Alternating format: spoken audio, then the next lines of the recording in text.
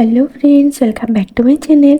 And आज हम यहाँ पर double Alice BL the series के एपिसोड 11 के बारे में बात करने वाले हैं अकॉर्डिंग टू द ट्रेलर। और इस पार्ट में हम लू फंग और ई चेन के बीच में फिर से इंटीमेसी और नज़दीकियाँ देखने वाले हैं। पर उससे पहले जब सभी को ये पता चलता है कि लू फंग की वजह से ही शाओ चैन अभी तक ई चैन और किन लैंग से मिल नहीं पाया था, तो ई चैन को बहुत ही ज़्यादा गुस्सा आता है और वो उसी दिन शाओ चैन का सामान पैक करके उसे वहाँ से लेकर जाने चाहता था। पर शाओ चैन पता नहीं क्यों उसे इस बार ज़रा भी गुस्सा नहीं आता। उसे बस लू फंग को देखकर बहुत ही बुरा फील हो रहा था। और जब लू फंग शाओ चैन से पूछता है, ई चैन ये तुम क्या कर रहे हो? क्या तुम रुक नहीं सकते हो? तुम जैसे चाहो मुझे पनिश कर सकते हो, बस मैं तुम्हें दोबारा खोना नहीं चाहता हूँ। Stay with me please. अब लू फंग को ऐसे आंसू भरी आंखों से ये सब कहते हुए देखकर शाओ चैन ना तो उससे नज़रें हटा पाता है और ना ही वो कुछ बोल पाता है। यहाँ तक कि ई चैन और किन लैंग को भी एक बार के लिए लू फंग को ऐसे देखकर बुरा तो फील होता है, पर वो भी लू फंग को नहीं समझते और शाओ चैन का हाथ पकड़कर खींचकर कार में लेकर जाने लगते हैं।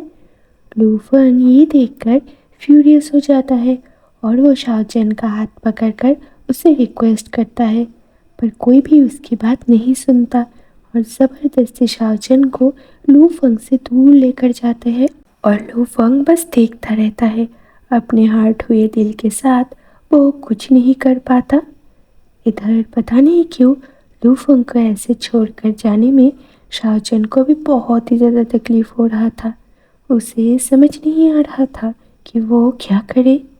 इधर अगले दिन लू फंग उसी होटल पर पहुंच जाता है जहां पर शाओ चैन, ई चैन और किन लैंग के साथ ठहरा हुआ था। वो बस उसे आखिरी बार देखना चाहता था और जब इस बार शाओ चैन लू फंग के सामने आता है तो वो देखता है कि लू फंग बहुत ही ज़्यादा टूट चुका था।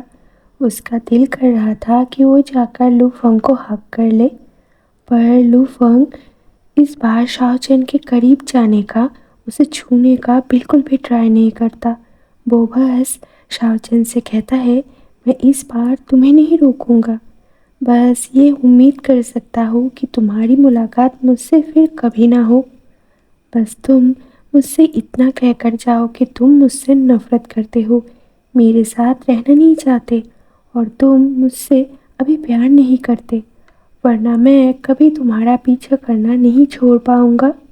पर इस बार का भी कन्वर्सेशन ई चैन ख़त्म होने नहीं देता और वो शाओ चैन को खींचकर वहाँ से लेकर जाता है। लू फंग इस बार बस चुपचाप शाओ चैन को उससे दूर जाता हुआ देखता है।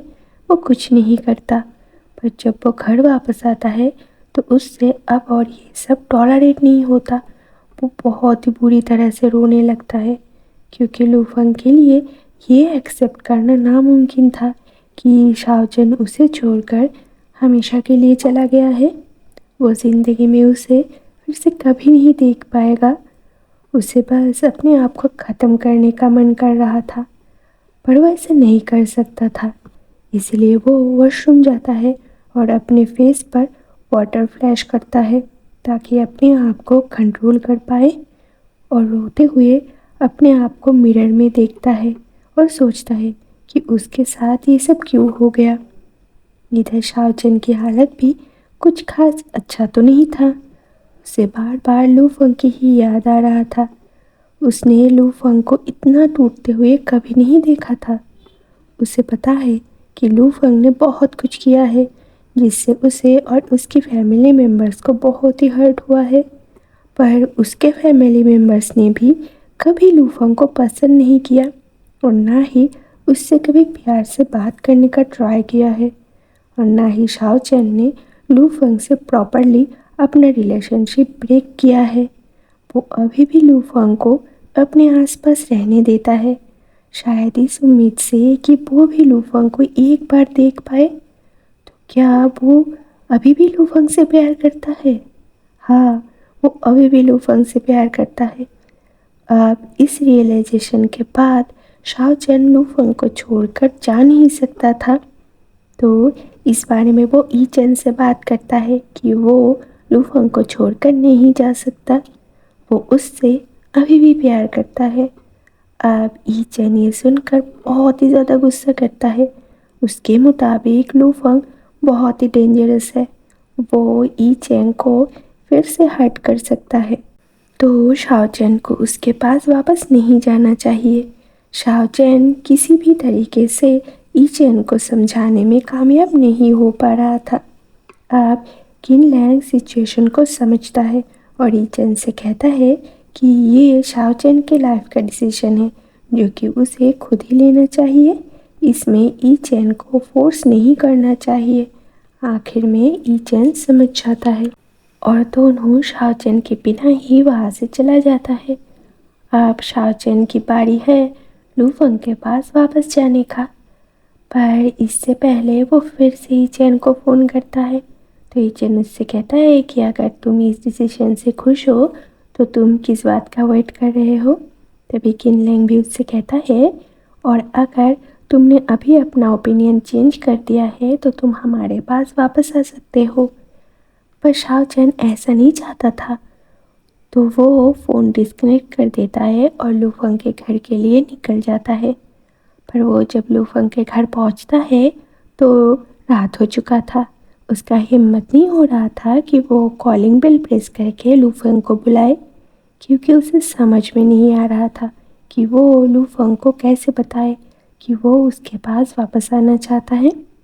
इसीलिए वो लूफंग के घर के बाहर लैंप पोस्ट के नीचे ही बैठ जाता है।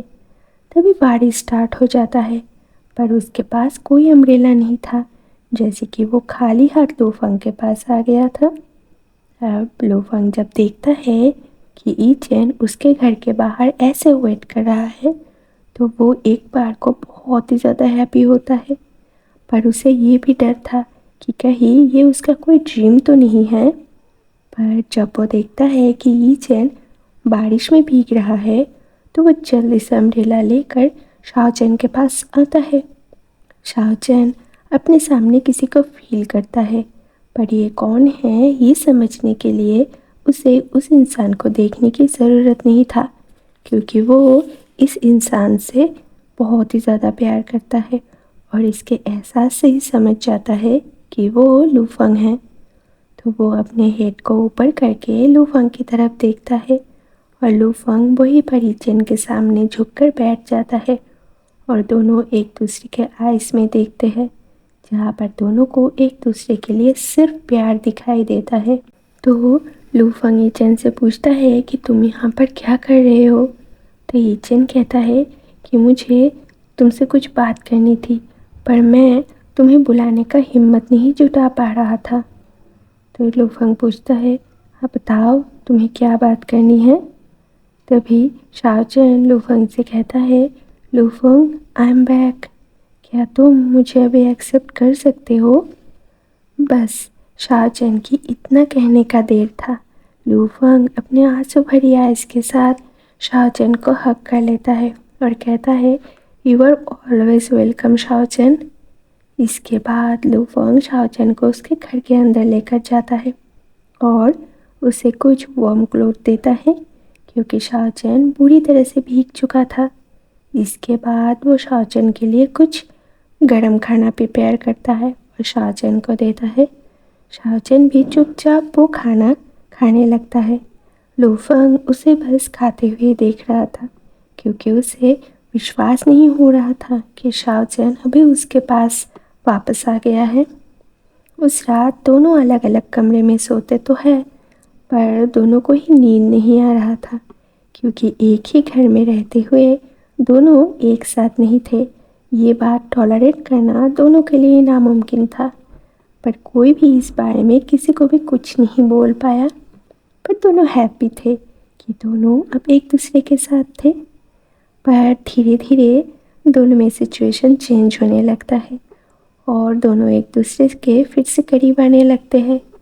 इससे लूफंग और शाओ चैन दोनों ही बहुत ही ज़्यादा हैप्पी थे। तो लूफंग जो शाओचन को रिंग दिया था वो भी शाओचन अब एक्सेप्ट कर लेता है। इसके अलावा भी लू फंग शाओचन और अपने लिए कपल ब्रेसलेट लेकर आता है, जिसको देखकर शाओचन बहुत ही ज़्यादा हैप्पी होता है और दोनों एक दूसरे को वो पहना भी देते हैं। अब शाओचन घर पे बहुत ही ज़्यादा बोर हो रहा था, इसीलिए वो लू फंग के कहने पर उसके ऑफिस में ज्वाइन कर लेता है। हालांकि लू फंग ने उससे अभी रेस्ट करने के लिए कहा था, क्योंकि उसकी बॉडी अभी भी काफ़ी ज़्यादा वीक था, पर शाओचन ने बिल्कुल नहीं सुना। इसीलिए ऑफिस में मीटिंग चलते वक्त ही शाओचन को नींद आ जाता है।